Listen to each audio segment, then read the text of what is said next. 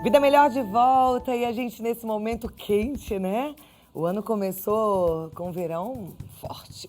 E aí muita gente aproveita a praia, a piscina, mas a gente precisa ficar bem atento, viu? Já que essa exposição ao ar livre e esse tempo mais úmido tropical acaba sendo propício para a proliferação dessas bactérias, fungos da região íntima. Mesmo que a gente não esteja na praia, na piscina, a gente às vezes tem um suor em excesso que também deixa aquela região mais úmida. Então, o que fazer, as dúvidas, deve ou não deve, a gente vai tirar tudo agora, tá bom? São muitas questões, mas nada como alguém que entende, que estudou para isso, ginecologista, obstetra, que acaba de lançar o livro Somos Mães de Primeira Viagem, doutora Paula Beatriz Fatback.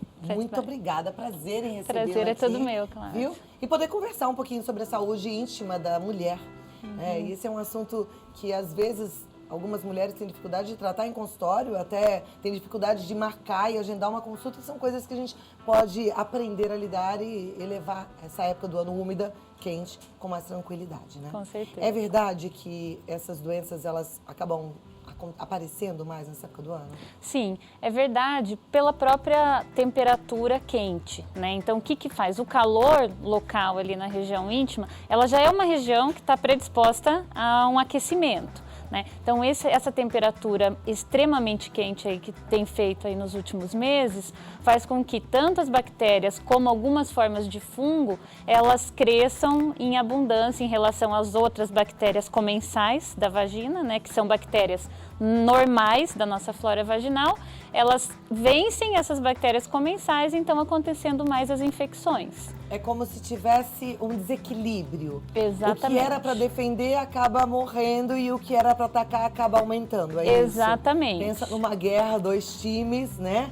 E aí o que não era para vencer acaba ganhando, é isso que é a doença? Isso mesmo. E no caso, o aparecimento de uma bactéria, de uma infecção. Isso, porque nessa época a gente costuma entrar na piscina ou na praia e ficar com o biquíni, né, o maiô, a roupa mais úmida. Então é importante que as mulheres lembrem que precisa sair da piscina e não ficar muitas horas com aquela roupa úmida, então trocar. Eu sei que não é muito confortável trocar de biquíni toda hora, mas eventualmente quando a mulher tem predisposição a desenvolver essas infecções, que algumas mulheres têm de repetição, principalmente a tal da candidíase. Então, se você sabe, já tem predisposição, então procura levar na praia, na piscina, 2 biquínis. Então, troca eventualmente a cada 2, 3 horas, se for ficar muito tempo com ele úmido, né? E lembrar sempre da higiene, porque nesse calor também existe uma necessidade maior da higiene, né? Tanto com os biquínis, as roupas de praia,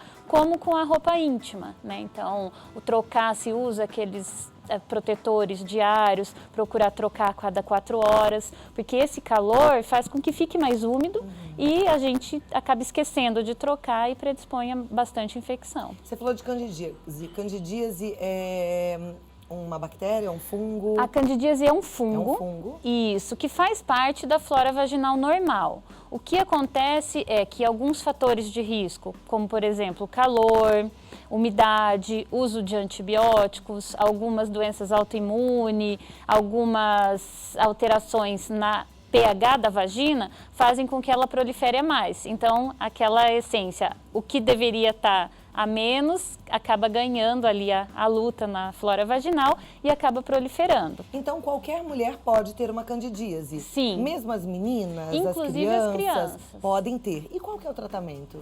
O tratamento depende muito de qual é a causa da infecção. Então, às vezes você vai procurar na história clínica, você vê, não, ela usa antibiótico de rotina, usa medicamentos para isso, então a gente vai agir de uma forma. Existem várias formas de cândida, então muitos laboratórios, eles já fazem o que a gente chama de fungiograma, que me mostra qual é a forma de fungo e qual que é a medicação adequada para aquela infecção.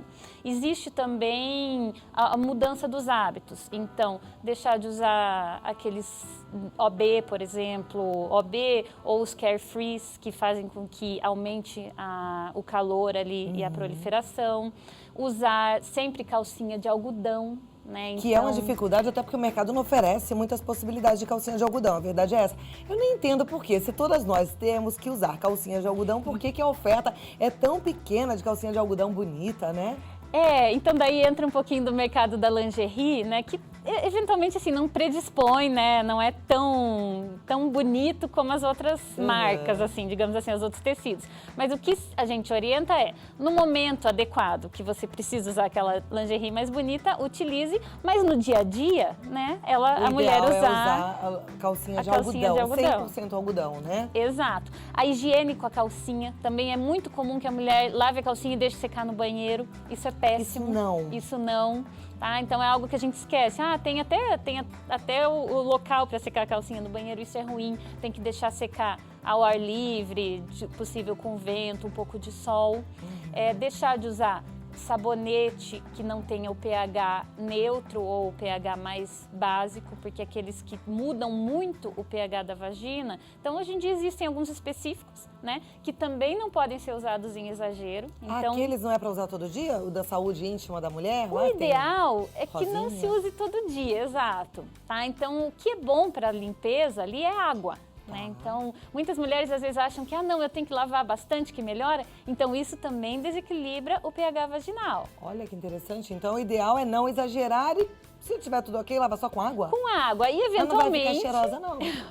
Então, mas ela, assim, não é exatamente um lugar para ser tão cheiroso. Então, assim, eventualmente, lavar uma vez por dia, ok. Tá. Mas a gente não pode hoje em ficar dia... mudando o pH, porque se ficar lavando toda hora com sabonete, pode alterar o pH. Exatamente. Então, a gente hoje em dia, com esse calor, toma 2, 3 banhos, às vezes. Então, uma vez, usa o específico ou o sabonete neutro. Aliás, As foi a outras, mesma recomendação que a gente recebeu outro dia aqui do Dr. Bactéria, que ele falou, gente, banho é uma vez ao dia com sabonete, a outra vez é só uma ducha. Ele fala, não é pra tomar banho de sabonete 2 vezes ao dia, 3 vezes ao dia. É a mesma coisa pro corpo todo, né? É a gente mesma tem que coisa. manter ali a defesa. Eu tô com o celular na mão, porque o nosso WhatsApp tá à disposição. Você pode mandar sua pergunta e a gente tem especialista para responder.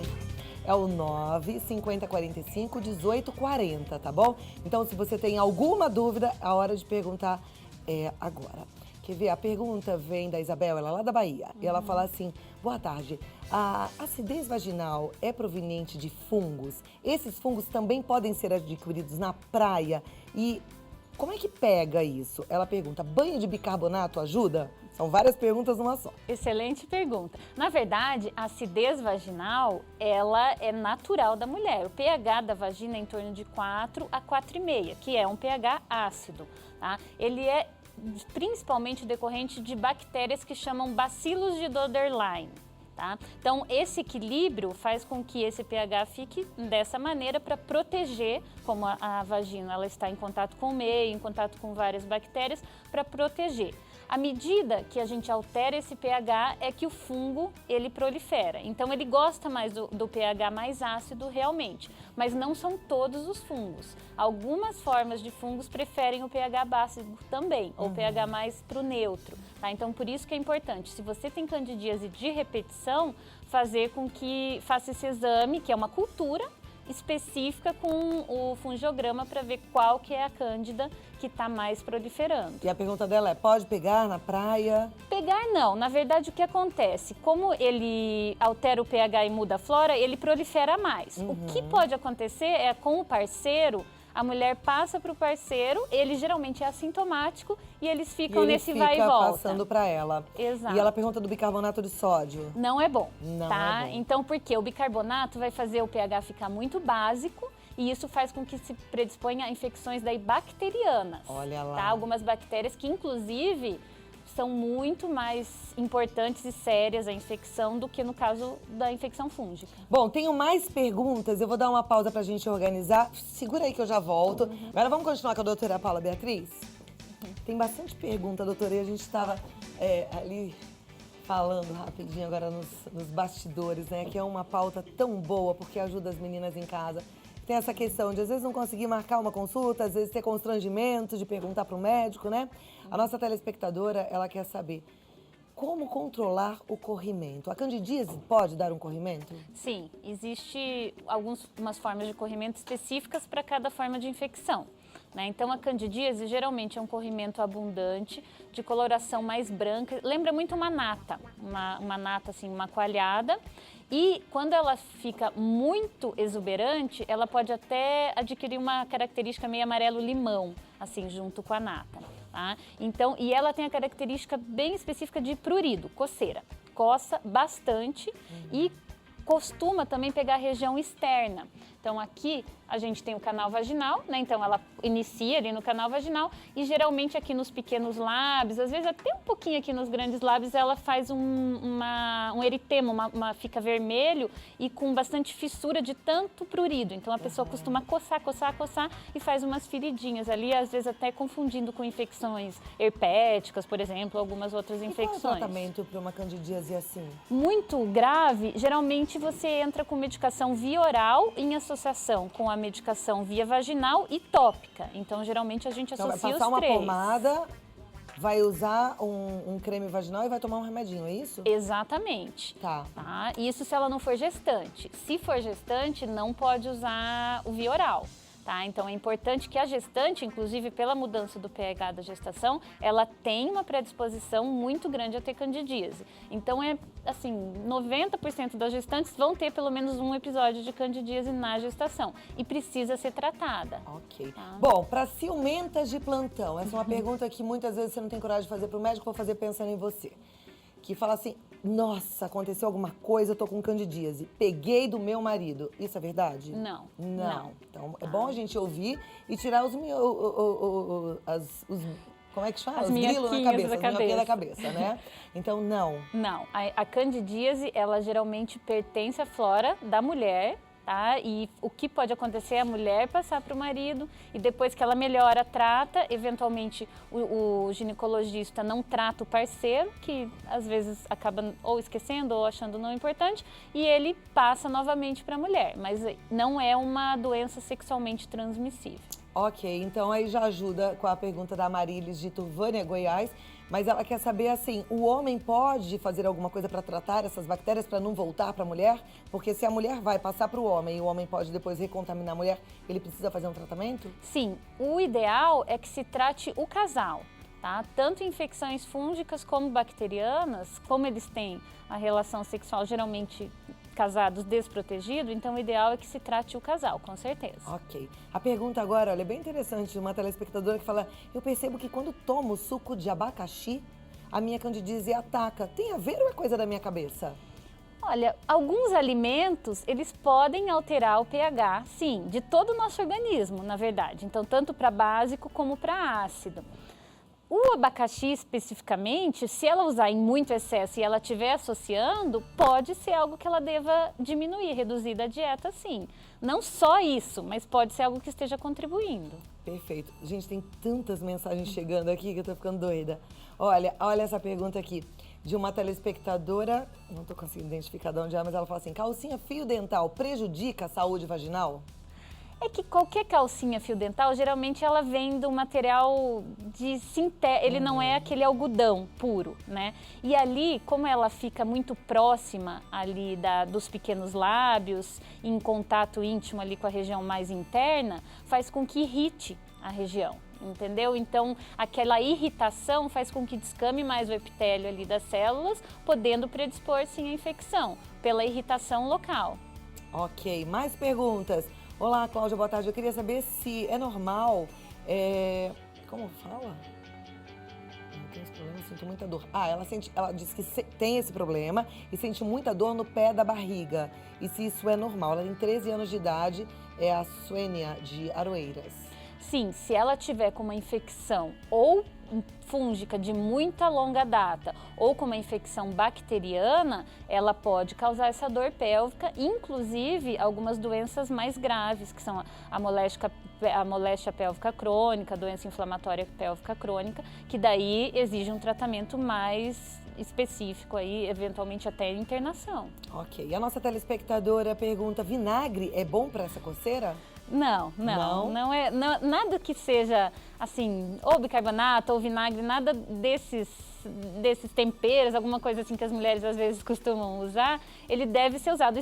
O melhor é usar as medicações específicas, né? Então, assim, as medicações já estudadas e que são prescritas e estudadas, assim, pela farmacologia. Agora, olha, uma gravidinha aqui, ela acho que de Campinas, 019, ela falou lá, na gravidez é mais comum a candidíase, né? E o nitrato de miconazol pode ser usado? Usei durante 7 dias, mas a coceira não passou. Estou grávida e nada resolve essa coceira. Sim, pode ser usado, tá? Com segurança, via vaginal e tópico. Agora, o que ela precisa ver, às vezes, são algumas outras causas dessa coceira. Eventualmente, não é só a candidíase. Eventualmente, a mudança desses hábitos que eu estou falando da higiene, da calcinha que ela está usando, papel, carefree, tudo isso tem que ser reavaliado, porque depois de 7 dias o ideal é que ela melhorasse. Ok. Uma telespectadora aqui de Varginha, ela quer saber se leite pode dar candidíase.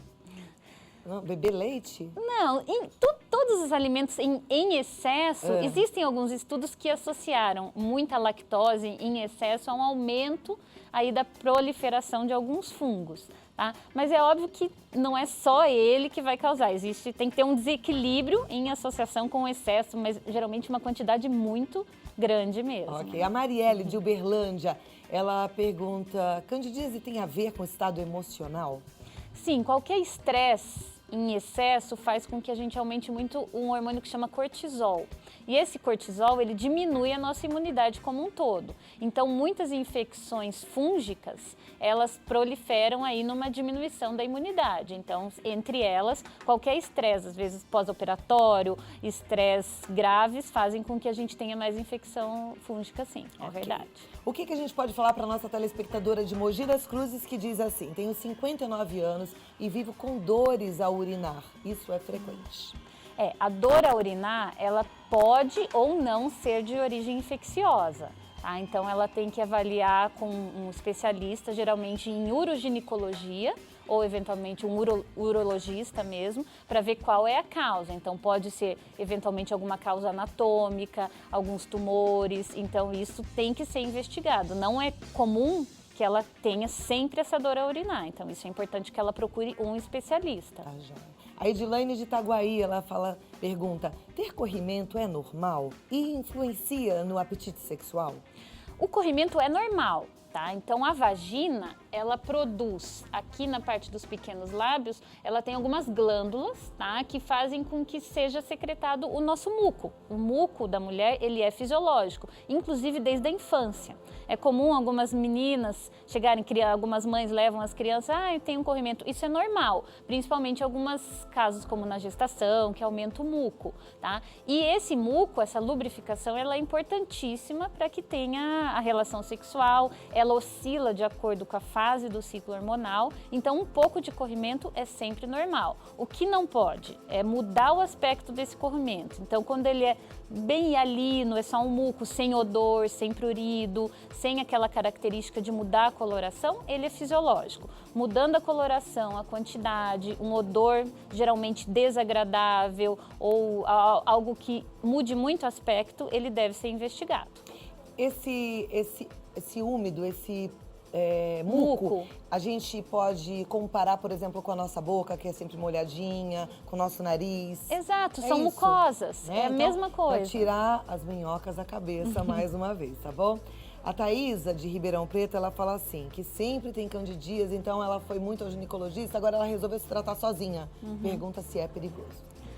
É que depende qual é o tratamento que ela está fazendo sozinha, né? Tem alguma coisa que a gente possa fazer sozinho sem ir ao ginecologista?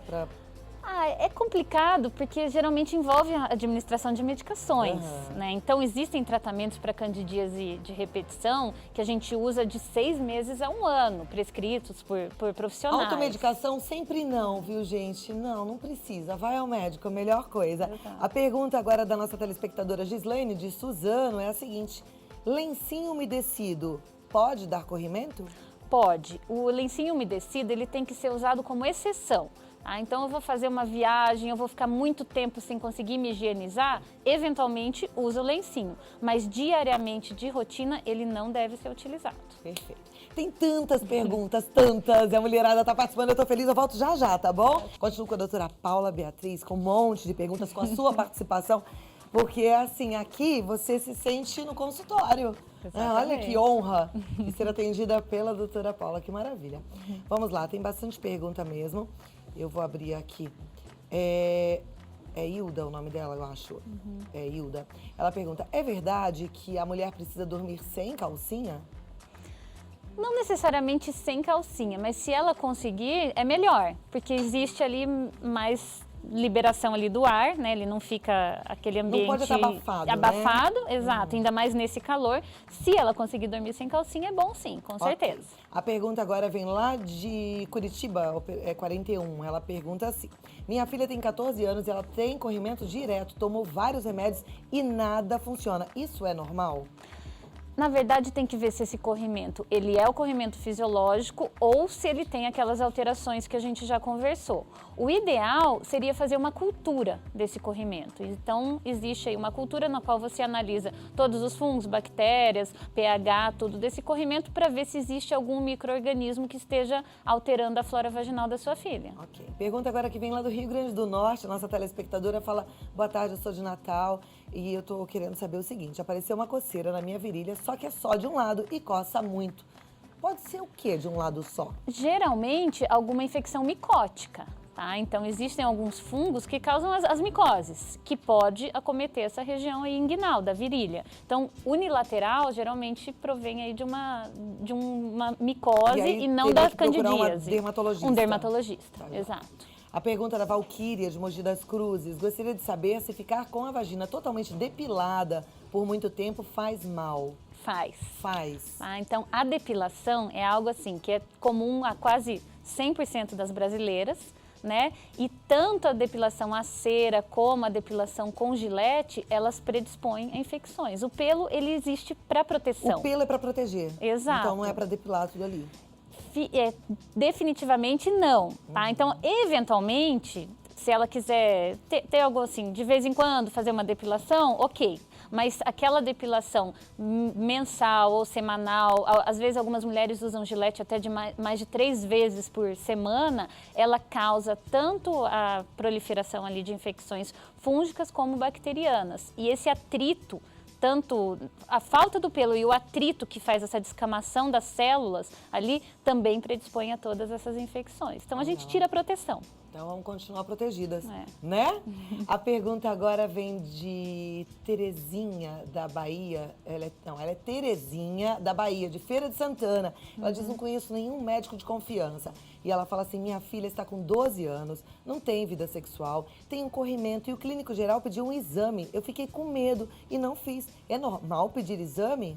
Sim, essas culturas, elas têm específica para meninas que são virgens, tá? Então, se usa um cotonete, não se usa o espéculo, nada, não é aquele exame ginecológico que a gente faz depois da menina iniciar a vida sexual, né? Então, existem exames específicos para crianças, sim. E no caso, a filha de 12 anos, a mãe acompanha para fazer esse exame, né? Sim, não vai deixar a filha sozinha fazendo o exame. Isso. A pergunta agora da Andréia, ela quer saber o seguinte, lavar a vagina por dentro com chuveirinho é ok ou faz mal? É péssimo.